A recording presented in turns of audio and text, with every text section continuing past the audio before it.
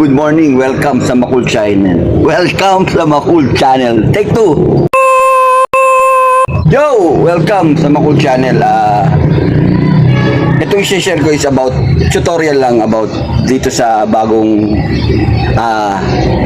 X9D 5G na Honor. Ito kasi yung tinatawag na Magic Touch, yung Magic OS ng bago ng Honor, and share ko lang yung parang tutorial, and then simple lang yun kasi kung maka-register mo siya dito sa phone mo na meron ka, example, magagamit mo siya sa any picture, any gallery, any mga bagay na gusto mong tanggalin sa yung mga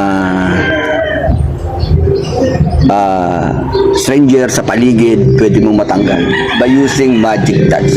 Ito na guys, hindi ko na patatagalin, and this is Honor X9D Magic SO5.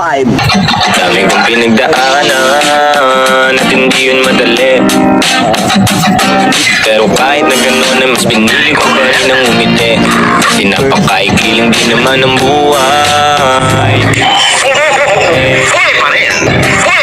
Buti na sulit, nasaya, imbis na puro bigate, kasi ganyan lang ang buhay. Huwag mainipin kung ano ang parating, huwag masyadong. Okay, good morning. Andito tayo sa gallery ko, no? So, andito ako sa gallery ko. So, ito yung isang sample ng Magic Touch. Ito, fan kasi tayo ng NBA, so isa sa share ko na magagawa ng Magic Touch. Once you go mismo dito, after sa gallery, yan, sa gallery, pindutin mo yung edit, AI edit, and then yung Magic Touch, retouch pack. Once na pinindot mo yun, example, si Sir, yung referee, tatanggalin natin, and then click. Once na mag-load yan, mag-load lang siya, after proceeding to 100, ito na yung kakalabasan niya. Ayan, nawala yung referee actually.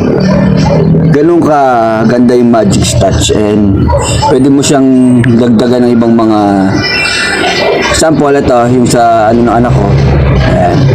Actually sumama kami dyan, pero nung binawit ako ng Magic Touch, eto na.